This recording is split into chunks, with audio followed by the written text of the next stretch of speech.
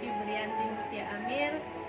Pada kesempatan kali ini saya akan paparkan materi paper saya yang ke-6 yang berjudul Modifikasi Olahraga dalam PJOK secara Pedagogi. Materi ini mempunyai latar belakang modifikasi olahraga muncul karena minimnya sarana dan prasarana yang tersedia di sekolah-sekolah pada umumnya. Ketiadaan lapangan dan peralatan olahraga merupakan sedikit dari contoh tidak tersedianya sarana dan prasarana untuk menunjang kegiatan olahraga di sekolah-sekolah. Maka dari itu, para guru pendidikan jasmani diharapkan untuk dapat mengatasi permasalahan ini dengan kreativitas dan fleksibilitas, yaitu dengan memodifikasi jenis olahraga sesuai dalam proses pelajaran pendidikan jasmani. Arti modifikasi itu sendiri adalah merubah atau menyesuaikan. Modifikasi adalah cara merubah sesuatu menjadi lebih menarik tanpa mengurangi fungsi aslinya, ataupun mengubah bentuk menjadi lebih menarik dari sebelumnya. Jika modifikasi dikaitkan dalam pendidikan jasmani, maka akan memiliki makna yang cukup luas, baik dalam bentuk benda ataupun kecakapan yang dimiliki oleh peserta didik. Kegiatan modifikasi dalam pendidikan jasmani sangat diperlukan guru guna mengatasi permasalahan yang terjadi selama proses belajar mengajar. Modifikasi olahraga sebaiknya dilakukan pada pelajar sekolah dasar. Hal ini dikarenakan peserta didik sekolah dasar belum matang baik secara fisik maupun psikis mereka.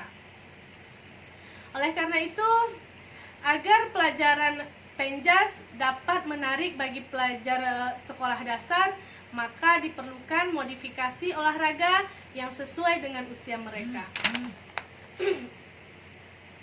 Nah, rumusan permasalahan dalam materi ini merujuk tentang kiat dan langkah dalam memodifikasi pelajaran olahraga menurut PJOK, menurut pedagogi. Adapun tujuannya yaitu untuk lebih memahami pentingnya ilmu modifikasi olahraga dalam kegiatan belajar dan mengajar, terutama dalam pendidikan jasmani. Yang pertama, modifikasi olahraga. Secara etimologi, modifikasi artinya merubah. Kenapa modifikasi olahraga ke dalam PJOK dilakukan? Sebab peserta didik secara fisik dan emosional belum matang jika dibandingkan dengan orang dewasa. Nah, dengan adanya modifikasi alat-alat dan peraturan memungkinkan peserta didik lebih cepat mengembangkan kekuatan secara baik dan partisipasinya mendorong untuk bekerja sama dan merasa senang. Nah, dalam modifikasi olahraga ada 4 unsur yang harus diperhatikan oleh guru, yaitu yang pertama, memodifikasi lapangan. Nah, hal ini bermaksud untuk mengurangi skala lapangan yang sebenarnya dan disesuaikan dengan lapangan yang telah tersedia. Nah, yang kedua, modifikasi peralatan. Guru dituntut kreatif dengan menggunakan bahan yang ada dan menjadikan sebagai sarana pengganti peralatan olahraga. Contohnya net pada bola voli bisa kita ganti dengan tali rafia. Lalu yang ketiga, modifikasi waktu bermain. Nah, bertujuan untuk agar waktu selama pelajaran PJOK cukup untuk waktu bermain para siswa. Lalu yang keempat, peraturan permainan. Karena peraturan yang sebenarnya dalam olahraga diperuntukkan untuk orang dewasa pada umumnya, maka dalam modifikasi olahraga, tenaga pendidik harus bisa menyesuaikan peraturan untuk anak sekolah dasar. Nah, modifikasi olahraga memberikan pengalaman gerak yang lebih banyak kepada peserta didik daripada keterampilan. Simpulan efektivitas modifikasi olahraga ke dalam PJOK yaitu yang pertama, meningkatkan motivasi dan kesenangan peserta didik dalam pembelajaran PJOK itu sendiri. Lalu yang kedua, meningkatkan aktivitas belajar peserta didik. Yang ketiga, meningkatkan hasil belajar peserta didik.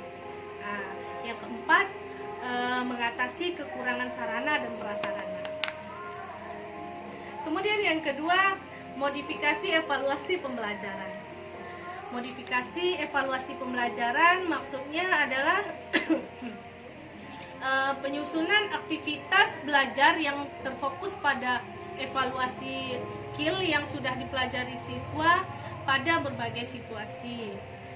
Evaluasi yang lebih berorientasi pada hasil dapat meningkatkan penampilan siswa yang sudah dimiliki skill dan percaya diri yang memadai. Namun sebaliknya dapat merusak skill siswa yang belum meraih kemampuan atau percaya diri yang memadai. Nah, untuk itu bentuk modifikasi evaluasi harus betul-betul sejalan dengan tujuan dan aktivitas belajarnya. Ada beberapa bentuk modifikasi yang bisa dilakukan di sekolah, antara lain yang pertama self testing.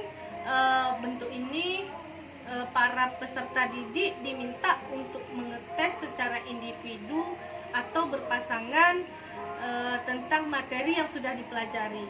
Misalnya, sudah sejauh mana siswa dapat melakukan dribbling dalam permainan bola basket.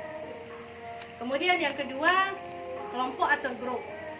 Pada kegiatan ini, peserta didik dibentuk dalam sebuah kelompok dan menilai kelompok tersebut. Sejauh mana kelompok tersebut melakukan passing bawah dalam permainan bola voli tanpa jatuh ke tanah. Kemudian yang ketiga, pertandingan. Pada kegiatan ini merupakan cakupan dari evaluasi belajar dalam pertandingan olahraga.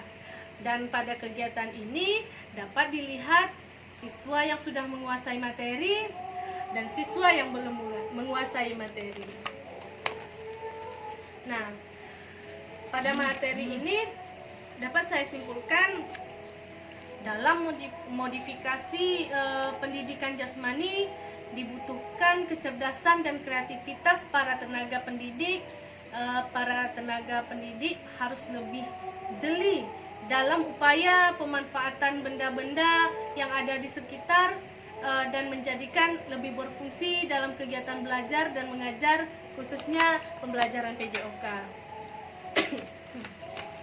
Nah, selain itu, tenaga pendidik juga harus jeli melihat kesiapan fisik dan mental para peserta didik untuk menerima proses belajar penjas itu sendiri agar dapat diterima lebih baik oleh peserta didik.